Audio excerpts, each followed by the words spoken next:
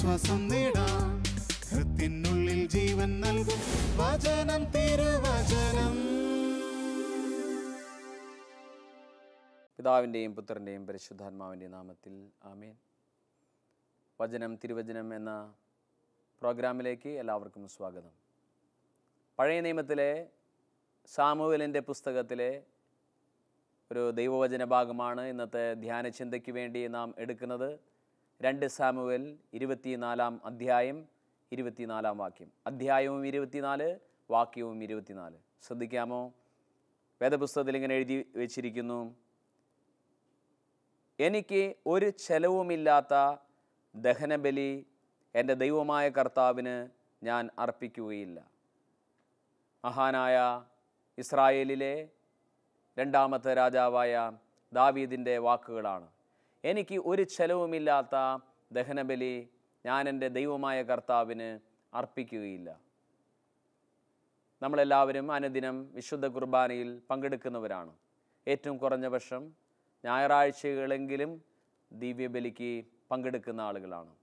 എന്നാൽ ദൈവവചനം നമ്മെ പഠിപ്പിക്കുന്നു, ദാവീദ് മഹാരാജാവ് നമ്മെ ഓർമ്മിപ്പിക്കുന്നു, എനിക്ക് ഒരു ചെലവുമില്ലാത്ത ദഹനബലി ഞാൻ എൻ്റെ ദൈവമായ കർത്താവിന് അർപ്പിക്കുകയില്ല. ഈ വചനം നമ്മുടെ ചിന്തയിലേക്ക് ഒന്ന് സ്വീകരിക്കൂ. എങ്ങനെയാണ് ദൈവമായ കർത്താവിന് ചിലവുള്ള ബലി അർപ്പിക്കാൻ സാധിക്കുക? എന്താണ് ദൈവം ആഗ്രഹിക്കുന്ന ചിലവ്? നമ്മൾ എത്രമാത്രം ആ വചനത്തിലേക്ക് ചുഴന്നിറങ്ങി കണ്ടെത്താൻ ശ്രമിച്ചാലും നമുക്കത് ലഭ്യമല്ലാത്തതുപോലെ തോന്നുന്നു. എനിക്ക് ചെലവില്ലാത്ത ബലിയാണ് ഞാൻ അർപ്പിക്കുന്നത് എന്നല്ല ദാവീദ് പറയുന്നത്, എനിക്ക് ചെലവുള്ള ബലിയാണ് ഞാൻ അർപ്പിക്കുക. എന്താണ് ഈ ദൈവവചന ഭാഗത്തിൻ്റെ പശ്ചാത്തലം എന്ന് നമ്മൾ ചിന്തിക്കണം.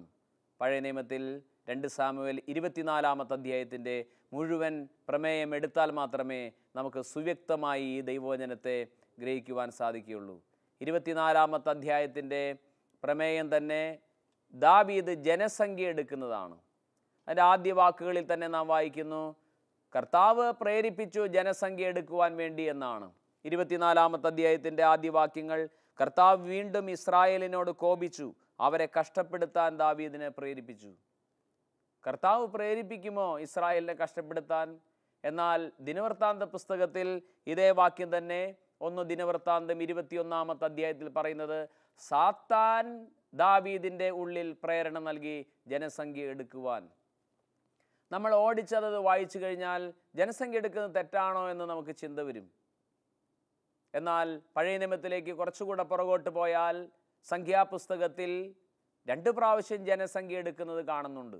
കർത്താവ് തന്നെയാണ് പറയുന്നത് ജനസംഖ്യ എടുക്കാൻ. അതുകൊണ്ടാണല്ലോ സംഖ്യ എന്ന പുസ്തകത്തിന് നമ്പേഴ്സ് അഥവാ സംഖ്യ എന്ന് പേര് വരാൻ കാരണം.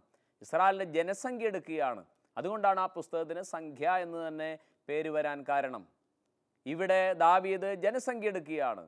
സംഖ്യയുടെ പുസ്തകത്തിലും ജനസംഖ്യ എടുക്കാൻ ദൈവമായ കർത്താവ് പറഞ്ഞു. പക്ഷെ അന്ന് അത് കർത്താവ് പറഞ്ഞിട്ടാണ് ജനസംഖ്യ എടുത്തത്. ഇവിടെ ദാവീദ് ജനങ്ങളുടെ എണ്ണം, ജനസംഖ്യ എടുക്കുന്നതിൻ്റെ കാരണം എന്താണെന്നോ, തനിക്ക് എന്തുമാത്രം മാൻ പവർ ഇവിടെയുണ്ട്, എന്തുമാത്രം യുദ്ധം ചെയ്യാൻ പ്രാപ്തിയുള്ള ചെറുപ്പക്കാർ ഇവിടെയുണ്ട് എന്നതിനെ പറ്റിയാണ് ദാവീദ് അന്വേഷിക്കുന്നത്. എന്തിനാണ് ഇത്രയും ആളുകൾ എനിക്ക് ഉണ്ട് എന്ന് ചിന്തിക്കുമ്പോൾ ഒരു മനസ്സുഖം. ചില ആളുകളില്ലേ, രാവിലെ തന്നെ അലമാര തുറന്നു നോക്കും, അലമാരയിൽ എത്ര നോട്ടുകളുണ്ടെന്ന് എണ്ണി നോക്കും, എന്നിട്ട് കൈകൾ കൂപ്പി അതിനെ താണു വണങ്ങും. ഇത് തെറ്റാണോ? അത് മഹാപരാധം തന്നെ. കാരണം ദൈവത്തെ ആരാധിക്കുന്നതിന് പകരം പണത്തെ ആരാധിക്കുന്നവർ. ഇവിടെ ദാവീദിന് ഇപ്പോൾ എന്താണ് തോന്നുന്നത്? തൻ്റെ രാജ്യത്ത് എന്തുമാത്രം ആളുകളുണ്ടെന്ന് എണ്ണി നോക്കണം. എണ്ണി നോക്കാൻ വിട്ട ആളുകളിൽ യോവാബ് ദാവീദിനോട് ചോദിച്ചു, ദാവീദ് മഹാരാജാവേ, എന്തിനാണ് അങ്ങേക്ക് ഇത്ര താല്പര്യം ഈ ജനസംഖ്യ എടുക്കുന്നതിൽ? കർത്താവ് അങ്ങയുടെ ജനങ്ങളെ വർദ്ധിപ്പിക്കട്ടെ. യോവാബ് ടീമംഗങ്ങളും പോയി ജനസംഖ്യ എടുത്തു. 9 മാസത്തിലധികം പിടിച്ചു ജനസംഖ്യ എണ്ണി നോക്കുവാൻ. എല്ലാവരുടെയും എണ്ണി തിട്ടപ്പെടുത്തി അതിൻ്റെ നമ്പർ ദാവീദിനെ അറിയിച്ചപ്പോൾ ദൈവവചനത്തിൽ പറയുന്നു, ദാവീദിന് മനസാക്ഷിക്കുത്തുണ്ടായി. തെറ്റ് ചെയ്യുമ്പോഴാണ് മനസാക്ഷിക്കുത്തുണ്ടാവുക, കുറ്റബോധമുണ്ടായി. ഫ്രോയിഡ് പോലുള്ള മനഃശാസ്ത്രജ്ഞന്മാർ പറയുന്നത് കുറ്റബോധമാണ് ഒരാളെ രോഗിയാക്കി മാറ്റുക. കഠിനമായ കുറ്റബോധമുണ്ടായി. കുറ്റബോധത്തിലേക്ക് നയിക്കുവാൻ പ്രവൃത്തി ചെയ്യുവാൻ ദൈവം പറയില്ലല്ലോ. അതുകൊണ്ട് സാത്താൻ തന്നെയാണ് ദാവീദിൻ്റെ ഹൃദയത്തെ പ്രേരിപ്പിച്ചത് ജനസംഖ്യ എടുക്കുവാൻ. ജനസംഖ്യ എടുത്തു കഴിഞ്ഞപ്പോൾ കുറ്റബോധമുണ്ടായി. ദൈവം ഒരു പ്രവാചകനെ ദാവീദിന്റെ അടുക്കലേക്ക് അയച്ചു. ആ പ്രവാചകന്റെ പേരാണ് ഗാദ് എന്ന് പറയുന്ന പ്രവാചകൻ. ഗാദ് 3 കാര്യങ്ങൾ അദ്ദേഹത്തെ അറിയിച്ചു. ദാവീദിനോട് പറഞ്ഞു, 3 ശിക്ഷകൾ നിനക്ക് കിട്ടും, ഇതിലേതെങ്കിലും തിരഞ്ഞെടുക്കുക. ഒന്നാമത്തെ ശിക്ഷ 3 വർഷമാണ്. 3 വർഷം നിന്റെ നാട്ടിൽ കഠിനമായ ക്ഷാമമുണ്ടാകും. അല്ലെങ്കിൽ രണ്ടാമത്തെ ശിക്ഷ നീ ഏറ്റെടുക്കണം. എന്താണ് രണ്ടാമത്തെ ശിക്ഷ? 3 മാസം ശത്രുക്കളിൽ നിന്ന് നീ പീഡനമേൽക്കണം, ഈ രാജ്യത്ത് നിന്ന് നീ പലായനം ചെയ്യേണ്ടി വരും. അല്ലെങ്കിൽ മൂന്നാമത്തെ ശിക്ഷ, വെറും 3 ദിവസം മഹാമാരികൾ കൊണ്ട് ഞാൻ ഈ നാട്ടിലെ ആളുകളെ ശിക്ഷിക്കും. ഏത് തിരഞ്ഞെടുക്കണം? ഒന്നുകിൽ 3 വർഷം വലിയ ക്ഷാമമുണ്ടാവുക, അല്ലെങ്കിൽ 3 മാസം നീ ശത്രുക്കളിൽ നിന്ന് പലായനം ചെയ്യുക, അല്ലെങ്കിൽ 3 ദിവസം നിനക്ക് മഹാമാരികൾ കൊണ്ട് ഈ നാടിനെ ശിക്ഷിക്കുന്ന നടപടി ഞാൻ എടുക്കും. ഏതെങ്കിലും ഒന്ന് സ്വീകരിച്ചേ പറ്റൂ. ദാവീദ് ആകെ പ്രതിസന്ധിയിലായി. ദാവീദ് തീരുമാനം ഗാദ് പ്രവാചകനെ അറിയിച്ചു. ഞാൻ മനുഷ്യരുടെ കയ്യിൽ പെടുന്നതിനേക്കാൾ ഞാൻ ദൈവമായ കർത്താവിൻ്റെ കയ്യിൽ പെടട്ടെ. എന്തെന്നാൽ അവിടുന്ന് കാരുണ്യവാനാണല്ലോ. 3 വർഷത്തേക്ക് ക്ഷാമമുണ്ടാകുന്ന ഒരു പക്ഷേ ശത്രുക്കൾ വന്ന് ഈ ഗോതമ്പ് വയലുകളൊക്കെ നശിപ്പിക്കുന്നതാണെങ്കിലോ, 3 മാസത്തേക്ക് ശത്രുക്കളിൽ നിന്ന് പലായനം ചെയ്യേണ്ടി വരിക, ശത്രുക്കൾ എന്നെ വല്ലാതെ ഉപദ്രവിച്ചാലോ. എന്നാൽ 3 ദിവസം കർത്താവിൻ്റെ ദൂതൻ ആ മഹാമാരിയുടെ ഖഡ്ഗം കൊണ്ട് ഞങ്ങളെ ശിക്ഷിക്കുന്നതല്ലേ. ദൈവം കരുണയുള്ളവനല്ലേ. മനുഷ്യരുടെ കയ്യിൽ ഞാൻ പെടണ്ട, ദൈവത്തിൻ്റെ കയ്യിൽ ഞാൻ പെട്ടോട്ടെ. എനിക്ക് 3 ദിവസത്തെ ശിക്ഷാ നടപടികൾ ഞാൻ സ്വീകരിക്കുന്നു. പക്ഷേ നമ്മൾ ഉദ്ദേശിച്ചതുപോലെയല്ല ശിക്ഷാ നടപടികൾ ഉണ്ടായത്. 3 ദിവസത്തിൻ്റെ മഹാമാരികൾ കൊണ്ട് ഇസ്രായേലിൽ 70,000 പേർ മരിച്ചുപോയി എന്ന് ദൈവവചനത്തിൽ വായിക്കുന്നു. 70,000 പേർ. ദാവീദ് ജനസംഖ്യ എടുത്ത കുറ്റത്തിന് 70,000 പേർ മരിച്ചുപോയി. പ്രിയമുള്ളവരെ, ദാവീദ് അപ്പോൾ കർത്താവിനോട് പറഞ്ഞു, കർത്താവേ, എന്നോട് പൊറുക്കണമേ, ഞാനല്ലേ തെറ്റ് ചെയ്തത്, അതുകൊണ്ട് എൻ്റെ കുടുംബത്തെ ശിക്ഷിച്ചുകൊള്ളൂ, പാവപ്പെട്ട ഈ ജനത്തെ ശിക്ഷിക്കരുത്. ഇതൊരു നേതാവിൻ്റെ ഏറ്റവും നല്ല ഗുണമാണ്. നേതാവിന് വിജയമുണ്ടായാൽ ആ നേതാവ് നല്ല നേതാവാണെങ്കിൽ അദ്ദേഹം എപ്പോഴും പറയും, എൻ്റെ ടീമംഗങ്ങളുടെ ആ ടീം സ്പിരിറ്റാണ് എനിക്ക് വിജയം നേടിയത്. ഒരു രാജാവ് പരാജയപ്പെട്ടാൽ നല്ലൊരു രാജാവാണെങ്കിൽ ആ രാജാവ് പറയും, എൻ്റെ അപാകത കൊണ്ടാണ് തെറ്റുപറ്റിയതെന്ന് പറയും. നമ്മുടെ നാട്ടിലൊക്കെ, നമ്മുടെ വീടുകളിലൊക്കെ എന്താണ് സംഭവിക്കുന്നത്? കുട്ടി ഉയർന്ന മാർക്കോടെ ജയിച്ചു കഴിഞ്ഞാൽ അപ്പച്ചൻ പറയും, അല്ലെങ്കിൽ ഞങ്ങൾ പാരമ്പര്യമായിട്ട് നല്ല ബുദ്ധി സാമർഥ്യമുള്ള ആളുകളാണ്. അഥവാ കുട്ടി തോറ്റുപോയാൽ, ഒരു വിഷയത്തിന് A+ കിട്ടാതിരുന്നാൽ, അല്ലെങ്കിലും അത് പിന്നെ അമ്മയുടെ കുറ്റമാണല്ലോ, നിങ്ങളുടെ കുടുംബക്കാർ മുഴുവൻ പഠിക്കാത്ത ആളുകളാണല്ലോ. ഇവിടെ നോക്കൂ, നല്ലൊരു നേതാവിൻ്റെ ലക്ഷണമാണ് വിജയിച്ചാൽ വിജയം തൻ്റെ അല്ല, തൻ്റെ അനുയായികളുടേതാണ്. പരാജയപ്പെട്ടാൽ ആ നേതാവ് കുറ്റം ഏറ്റെടുക്കും. സ്നേഹമുള്ളവരെ, ഇവിടെ ദൈവവചനം നമ്മെ പരിശീലിപ്പിക്കുന്നതും പഠിപ്പിക്കുന്നതും ശ്രദ്ധിക്കൂ. ദാവീദ് ആ കുറ്റം ഏറ്റെടുക്കുകയാണ്. ദാവീദ് പറഞ്ഞു, എന്നെ ശിക്ഷിച്ചോളൂ. ദാവീദ് ആ കുറ്റം ഏറ്റെടുത്തു. ദാവീദ് തൻ്റെ തെറ്റിനെക്കുറിച്ച് പശ്ചാത്തപിച്ചു. അപ്പോൾ ഗാദ് പ്രവാചകൻ വീണ്ടും പറഞ്ഞു, ദാവീദേ, ഇതുകൊണ്ടായില്ല, നീ യാഗമർപ്പിക്കണം. ആ വാക്യമാണ് നമ്മുടെ ധ്യാന ചിന്തയ്ക്ക് എടുത്തിരിക്കുന്നത്. 2 സാമുവേൽ 24:24. എനിക്കൊരു ചെലവുമില്ലാത്ത യാഗം ഞാൻ ദൈവത്തിന് അർപ്പിക്കുകയില്ല. ആ ദൈവദൂതൻ പ്രത്യക്ഷപ്പെട്ട് മഹാമാരി അയച്ച ആ സ്ഥലത്തേക്ക് ഗാദ് പ്രവാചകൻ ദാവീദിനെ നയിച്ചു. ദാവീദ് അവിടെ വന്നപ്പോൾ ആ ദൈവദൂതൻ നിന്ന സ്ഥലം ആരുടെ സ്ഥലമാണെന്ന് ദാവീദിന് മനസ്സിലായി. അതൊരു മെതിക്കളമാണ്. ഒരുപക്ഷെ ഗോതമ്പെല്ലാം മെതിക്കുന്ന സ്ഥലമായിരിക്കാം. ആ മെതിക്കളം അരവന എന്ന് പറയുന്ന ഒരാളുടെ മെതിക്കളമാണ്. ദാവീദ് വരുന്നത് കണ്ടപ്പോൾ അരവന ഓടി വന്നിട്ട് ദാവീദിനോട് പറഞ്ഞു, മഹാരാജാവേ, അങ്ങ് എന്തിനാണ് വന്നിരിക്കുന്നത്? രാജാവ് പറഞ്ഞു, അരവന, എനിക്ക് നിൻ്റെ മെതിക്കളം വേണം, എനിക്കിവിടെ കർത്താവ് ഒരു യാഗമർപ്പിക്കണം. അരവന പറഞ്ഞു, മഹാരാജാവ്, അങ്ങ് എടുത്തോളൂ, ഈ മെതിക്കളം അങ്ങ് എടുത്തോളൂ, കാളകളെ എടുത്തോളൂ, മെതിവണ്ടികൾ ഇവിടെയുണ്ട് വിറകിന് വേണ്ടി, ഇതെല്ലാം എടുത്തോളൂ, അങ്ങ് എടുത്തോളൂ. അപ്പോൾ ദാവീദ് പറയുന്ന വാക്കാണ് 2 സാമുവേൽ 24:24. എനിക്കൊരു ചെലവുമില്ലാത്ത ദഹനബലി ഞാൻ എൻ്റെ ദൈവമായ കർത്താവിന് അർപ്പിക്കുകയില്ല. അരവനായുടെ കയ്യിൽ നിന്ന് അദ്ദേഹം 500 ശെക്കൽ വെള്ളി കൊടുത്ത് ആ നിലം വിലയ്ക്ക് വാങ്ങുന്നു. അവിടെയാണ് ദഹനബലി ദാവീദ് അർപ്പിച്ചത്. അപ്പോഴാണ് ദാവീദ് പറയുന്നത്, എനിക്കൊരു ചെലവുമില്ലാത്ത ദഹനബലി ഞാൻ അർപ്പിക്കുകയില്ല. അങ്ങനെ ചെലവുള്ള ബലിയാണ് ദാവീദ് അർപ്പിച്ചത്. അരവനായുടെ കയ്യിൽ നിന്ന് അദ്ദേഹം വില കൊടുത്ത് വാങ്ങിയ സ്ഥലത്ത് ദഹനബലി അർപ്പിച്ചു. എങ്കിലും നമുക്കതിൽ നിന്നൊരാശയം വ്യക്തമാകുന്നില്ലല്ലോ. എന്താണ് നമുക്കുള്ള ചെലവ്? നമുക്കത് മനസ്സിലാകണമെങ്കിൽ കുറേ കൂടി ദൈവവചനത്തിൻ്റെ പുറകോട്ട് നമുക്ക് യാത്ര ചെയ്യണം. പഴയ നിയമത്തിലേക്ക് നോക്കുക. ഏറ്റവും ചെലവുള്ള ബലി അർപ്പിച്ച മറ്റൊരു വ്യക്തിയെ നമുക്ക് കാണാം, അബ്രഹാം പിതാവ്. ആ അബ്രഹാം പിതാവിനെ വിളിക്കുന്നത് അബ്രാം എന്നായിരുന്നു അദ്ദേഹത്തിൻ്റെ പേര്. അദ്ദേഹത്തിൻ്റെ വിളിയെക്കുറിച്ച് പറയുന്നത് ഉൽപ്പത്തി 12-ലും, അദ്ദേഹം തൻ്റെ മകനെ യാഗമർപ്പിക്കുന്നതിനെ കുറിച്ച് പറയുന്നത് ഉൽപ്പത്തി 22-ലുമാണ്. അദ്ദേഹത്തിൻ്റെ വിളി 12-ലും അദ്ദേഹത്തിൻ്റെ യാഗാർപ്പണം ഉൽപ്പത്തി 22-ലുമാണ് പറയുന്നത്. അബ്രാഹത്തിൻ്റെ ബലി എന്നാണ് അതിൻ്റെ ഹെഡിങ് തന്നെ. അബ്രഹാം എന്താണ് യാഗമർപ്പിച്ചത്? അബ്രഹാം യാഗമർപ്പിച്ചത് തൻ്റെ മകനെ തന്നെയാണ് യാഗമർപ്പിക്കാൻ സന്നദ്ധനായത്.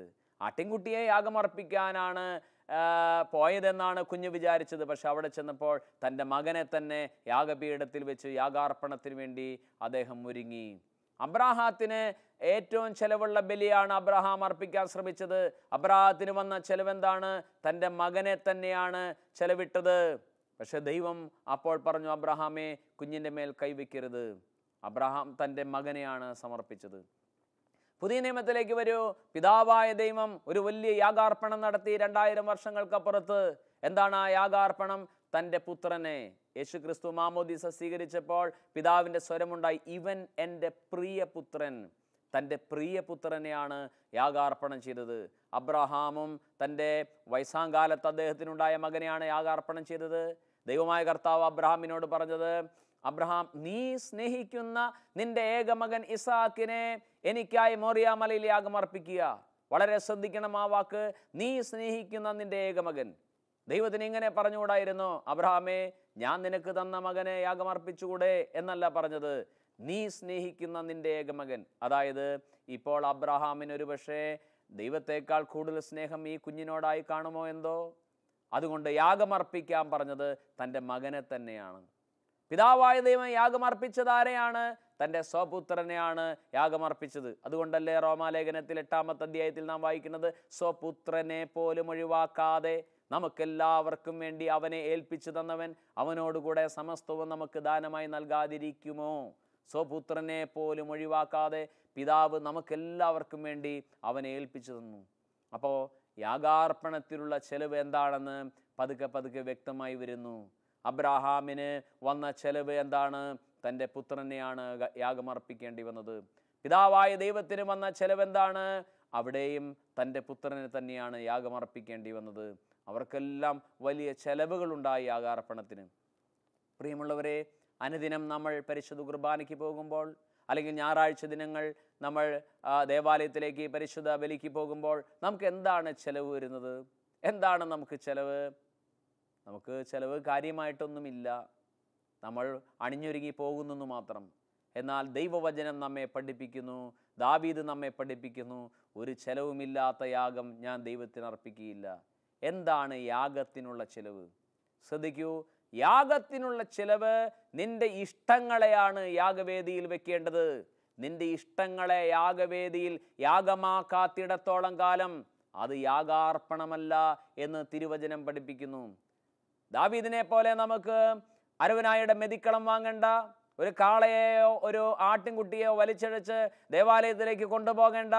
യാഗാർപ്പണത്തിനുള്ള ചെലവ് നിന്റെ ഇഷ്ടങ്ങളെയാണ് യാഗമർപ്പിക്കേണ്ടത്.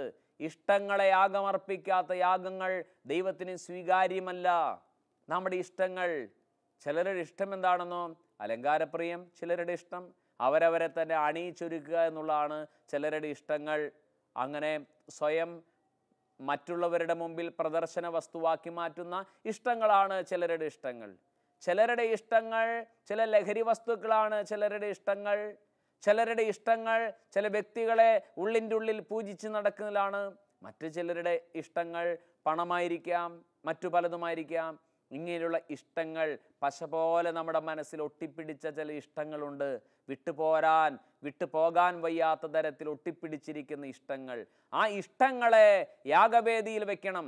യാഗവേദി എന്ന് പറഞ്ഞാൽ നമ്മൾ മനസ്സിലാക്കണം, പഴയ നിയമത്തിൻ്റെ യാഗപീഠം എന്ന് പറയുന്നത് ജെറുസലേം ദേവാലയത്തിൻ്റെ ഉള്ളിലുള്ള യാഗപീഠം, അതിനു മുമ്പ് സമാഗമന കൂടാരത്തിൻ്റെ ഉള്ളിൽ യാഗപീഠമുണ്ടായിരുന്നു. അതിനു മുമ്പ് അബ്രഹാം പിതാവും ഒക്കെ അർപ്പിച്ച യാഗപീഠം. ആ യാഗപീഠത്തിൽ എന്താ പരിപാടി? കാളകളെ കൊണ്ടുവരും, ആട്ടിൻകുട്ടികളെ കൊണ്ടുവരും, അതിനെ കഴുത്തറത്ത് കൊല്ലും, എന്നിട്ടോ അതിൻ്റെ തൊലി പൊളിക്കും, എന്നിട്ടോ കഷ്ണങ്ങളാക്കി മാറ്റും, എന്നിട്ടോ അതിനെ വൃത്തിയായിട്ട് കഴുകി ആ മാംസ കഷ്ണങ്ങൾ ദഹന ബലിപീഠത്തിൽ വെച്ച് കത്തിക്കും.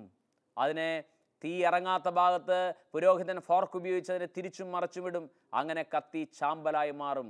അങ്ങനെ ചാമ്പലായി മാറുന്ന പ്രക്രിയയാണ് യാഗം എന്ന് പറയുന്നത്. അങ്ങനെ ഒരു വ്യക്തി യാഗമായി തീരുമ്പോൾ ആ വ്യക്തികളെയാണ് ദൈവം അനുഗ്രഹിക്കുക എന്നാണ് വചനം പറയുന്നത്. അപ്പോൾ യാഗാർപ്പണത്തിനുള്ള ചിലവ് നമ്മുടെ ജീവിതത്തിലെ ഇഷ്ടങ്ങളാണ് സമർപ്പിക്കേണ്ടത്. വീട്ടിലെ അമ്മമാരെ നോക്കൂ. അമ്മ രാവിലെ എഴുന്നേൽക്കുന്നു, ഭക്ഷണം ഒരുക്കുന്നു, വീട് വൃത്തിയാക്കുന്നു, വസ്ത്രങ്ങളെല്ലാം കഴുകുന്നു, അല്ലെങ്കിൽ കുഞ്ഞുങ്ങൾക്ക് ഉള്ള കാര്യങ്ങൾ ഒരുക്കുന്നു, ഭർത്താവിനുള്ള കാര്യങ്ങളെല്ലാം ചെയ്യുന്നു. എന്നെ കേൾക്കുന്ന അമ്മയ്ക്ക് എത്രയാണ് മാസം ശമ്പളം കിട്ടുന്നത്? വീട്ടിൽ നിന്ന് ഒരൊറ്റ രൂപ ശമ്പളം കിട്ടുന്നുണ്ടോ? എന്താണ് അമ്മയ്ക്കുള്ള കൂലി? അമ്മയ്ക്ക് ഇതെല്ലാം ചെയ്യുമ്പോൾ അമ്മയ്ക്കുണ്ടാകുന്ന സംതൃപ്തി തന്നെ കൂലി. ആ ജോലി ചെയ്യുന്ന അമ്മ യാഗമാണ് അർപ്പിക്കുന്നത്. അമ്മ യജ്ഞമായി തീരുകയാണ്. അതാണ് ശരിക്കും യാഗമെന്ന് പറയുന്നത്. അമ്മ വിശുദ്ധ കുർബാന അർപ്പിച്ച് ദേവാലയത്തിൽ നിന്ന് വീട്ടിലേക്ക് വന്ന് ഈ കാര്യങ്ങളെല്ലാം പിറുപിറുപ്പ് കൂടാതെ, പരാതി കൂടാതെ ചെയ്യുന്നെങ്കിൽ ആ യാഗാർപ്പണത്തിലാണ് ദൈവം പ്രസാദിക്കുന്നത്. അതാണ് ശരിയായ യാഗം. ഗ്രാമപ്രദേശങ്ങളിലൊക്കെ ചെന്ന് പാവപ്പെട്ട വീട്ടിലെ അപ്പച്ചന്മാരുടെ കൈകളുടെ ഉള്ളിലൊന്ന് പിടിച്ചു നോക്കൂ. തഴമ്പാണ്, തഴമ്പ്. തൂമ്പായി എടുത്ത് കളച്ചതിൻ്റെ തഴമ്പ്, പാറമടയിൽ പണി ചെയ്തതിൻ്റെ തഴമ്പ്. അദ്ദേഹത്തിൻ്റെ മുഖത്ത് സൗന്ദര്യമില്ല, മുടിയെല്ലാം കൊഴിഞ്ഞു പോയിരിക്കുന്നു. അദ്ദേഹം ഒരു പരുക്കനായ മനുഷ്യൻ. അദ്ദേഹത്തിൻ്റെ കയ്യിൽ പിടിച്ചു നോക്കൂ, മാർദ്ദവത്വമില്ല. അദ്ദേഹം യാഗമായതാണ്. ആർക്ക് വേണ്ടി? അദ്ദേഹത്തിൻ്റെ കുഞ്ഞുങ്ങൾക്ക് വേണ്ടി, ജീവിത പങ്കാളിക്ക് വേണ്ടി യാഗമായി. ആ യാഗാർപ്പണത്തിലാണ് പരാതി കൂടാതെ, പിറുപിറുപ്പ് കൂടാതെ അദ്ദേഹം അങ്ങനെ അവസാന നിമിഷം വരെ ജീവിക്കുന്ന പ്രക്രിയയാണ് യാഗം. ഇതിനെയാണ് യാഗമെന്ന് പറയുന്നത്. അപ്പോൾ പള്ളിയിൽ പോയി പരിശുദ്ധ കുർബാന അർപ്പിക്കുന്നതിൽ യാഗാർപ്പണം തീരുന്നില്ല എന്ന് നാം മനസ്സിലാക്കണം. ആ യാഗാർപ്പണം നമ്മുടെ ജീവിതമെന്ന ആ യാഗത്തെ പൂർത്തീകരിക്കുവാനുള്ള ശക്തിയുടെ സ്രോതസ്സായി മാത്രം കാണണം. ആ ശക്തി സ്വീകരിച്ച് പിന്നെ അനുദിന ജീവിതത്തിൽ ഒരു മെഴുകുതിരി ഉരുകി തീരുമ്പോൾ അത് വെളിച്ചം പകർന്ന് തീരുന്ന പോലുള്ള പ്രക്രിയയാണ് യാഗാർപ്പണം. ഇത് പ്രകൃതിയിൽ ദൈവം വെച്ചിട്ടുണ്ട്. ആ സെൽഫ് സാക്രിഫൈസിങ് സ്പിരിറ്റ് അഥവാ സ്വയപരിത്യാഗത്തിൻ്റെ ആത്മാവ്.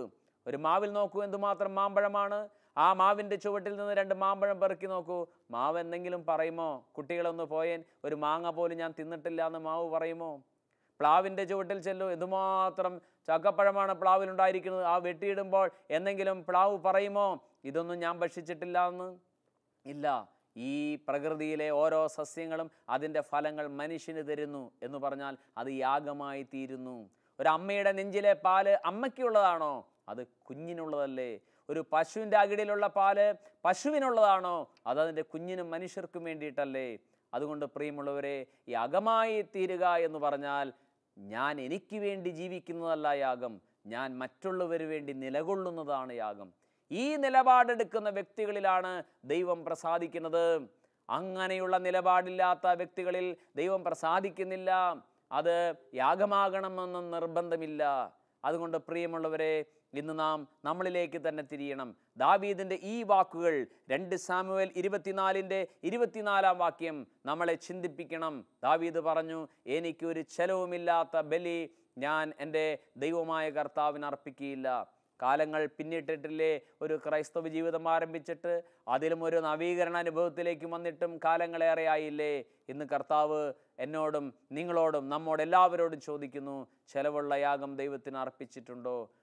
അതിനു വേണ്ടിയുള്ള ചെലവ് എൻ്റെ ഇഷ്ടങ്ങളെയാണ് സമർപ്പിക്കേണ്ടതെന്ന് ദൈവവചനം നമ്മെ പഠിപ്പിച്ചു.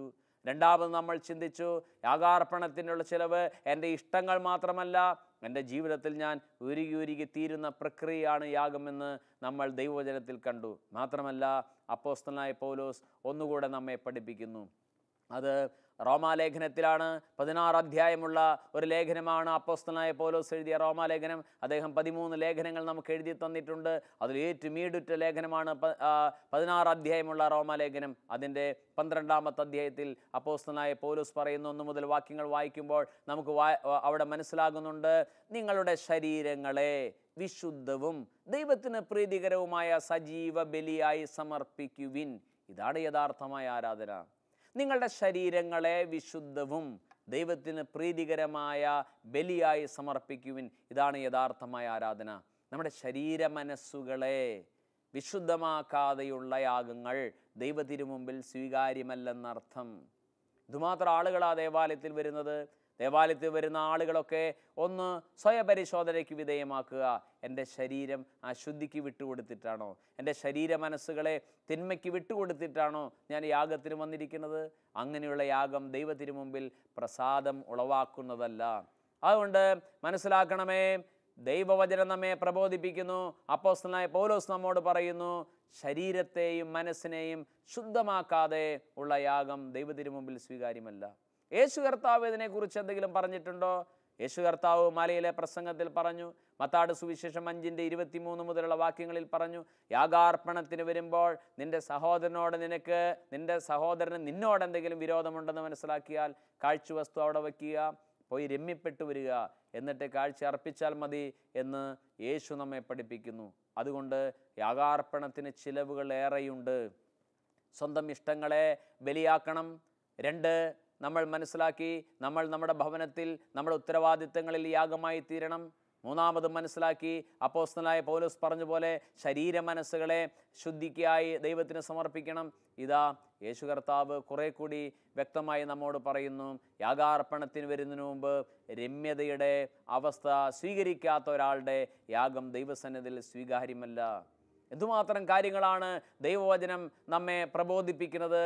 അതുകൊണ്ട് ദൈവത്തിന് സ്വീകാര്യരായി തീരുവാൻ, ദൈവത്തിന് സ്വീകാര്യമല്ലാത്ത അനുഷ്ഠാനപരമായ ഒരു ക്രൈസ്തവ ജീവിതം അല്ല വേണ്ടത്. ഒരു വേഷഭക്തിയല്ല വേണ്ടത്. വേഷം കൊണ്ടൊക്കെ നമ്മൾ ഭക്തരാണ്, പക്ഷേ വേഷഭക്തിയല്ല. ദൈവം നമ്മളെ നോക്കുമ്പോൾ നമ്മുടെ അകത്ത മനുഷ്യൻ നമ്മൾ രമ്യതയുടെ ഒരു മനുഷ്യനാണോ എന്ന് കർത്താവ് നമ്മെ പരിശോധിക്കുന്നു. ഏതെങ്കിലും വ്യക്തികളുമായി നിരപ്പ് പ്രാപിക്കാതെ അഥവാ രമ്യതപ്പെടാതെയുള്ള യാഗാർപ്പണം കൊണ്ട് ഒരു പ്രയോജനവും ദൈവസന്നിധിയിലില്ല. അങ്ങനെ ഉള്ള യാഗങ്ങളാണ് നമ്മൾ ഇതുവരെ അർപ്പിച്ചതെങ്കിൽ അതിലൊന്നും ദൈവം പ്രസാദിക്കുന്നില്ല. ദാവീദിനത് വളരെ മുന്നേ മനസ്സിലായതുകൊണ്ട് ദാവീദ് പറഞ്ഞു, ചെലവില്ലാത്ത യാഗം ഞാൻ എൻ്റെ കർത്താവിന് അർപ്പിക്കുകയില്ല. പ്രിയമുള്ളവരെ, ഒരുപാട് ചെലവുകൾ ദൈവസന്നിധിയിൽ നമുക്കിടാനുണ്ട്. ചെലവുകളില്ലാത്ത യാഗം അർപ്പിച്ച് അനുഷ്ഠാനപരമായ ഒരു ക്രൈസ്തവ ജീവിതം ആയി തുടങ്ങി പലരുടെയും. അതുകൊണ്ട് ആത്മാവിൻ്റെ പുതുമയിലേക്ക് വരുവാൻ ദൈവവചനം ആഹ്വാനം ചെയ്യുന്നു. പിന്നെ ദൈവവചനത്തിൻ്റെ അക്ഷരങ്ങളിലല്ല ഒതുങ്ങിക്കഴിയേണ്ടത്, അതിൻ്റെ അകത്തെ സത്തയിലേക്ക്, അതിൻ്റെ അകത്തെ ആത്മീയതയിലേക്ക് തിരിവാൻ ദൈവം നമ്മെ ആഹ്വാനം ചെയ്യുന്നു. യഥാർത്ഥമായ യാഗം ജീവിതം കൊണ്ട് അർപ്പിക്കുവാനാണ് കർത്താവ് പറയുന്നത്. ഈ പ്രകൃതിയും അത് നമ്മെ പഠിപ്പിക്കുന്നു. ഓരോ ചരാചരങ്ങളും യാഗമാകുന്നതിനെ കുറിച്ച് നമ്മെ പഠിപ്പിക്കുന്നു. യേശു കർത്താവ് പറഞ്ഞു, ഗോതമ്പ് മണി നിലത്ത് വീണ് അഴിയുന്നില്ലെങ്കിൽ അത് അതേപടിയിരിക്കും. ഗോതമ്പ് മണികൾ എന്ന് വചനത്തിൽ എഴുതിയിട്ടില്ല, ഏകവചനമാണ് ഗോതമ്പ് മണി. ആ ഗോതമ്പ് മണി ക്രിസ്തു തന്നെയാണ്. അദ്ദേഹം സ്വർഗത്തിൽ നിന്ന് ഈ മണ്ണിലേക്ക് വീണ് അത് അഴുകി അത് സൽഫലങ്ങൾ പുറപ്പെടുവിച്ചു. ഇനി സൽഫലങ്ങൾ പുറപ്പെടുവിക്കാനുള്ളത് ക്രൈസ്തവരായ നമുക്ക് ഓരോരുത്തർക്കുമാണ്. ക്രൈസ്തവരായ നാം ഓരോരുത്തരും യാഗാർപ്പണത്തിനു വേണ്ടി ഒരുങ്ങുവാൻ ഇന്നത്തെ വചനം തിരുവചനം എന്ന ശുശ്രൂഷയിലൂടെ ദൈവം നമ്മെ ആഹ്വാനം ചെയ്യുകയാണ്. ആരെങ്കിലും അഴുകാതെ സ്വന്തം ശരീരത്തെ അഴകിലേക്ക് നയിക്കുന്നുണ്ടെങ്കിൽ അഴുകുവാനുള്ള ഒരു വിളിയാണ് ക്രൈസ്തവ ജീവിതം എന്ന് നാം മനസ്സിലാക്കിയിരിക്കണം.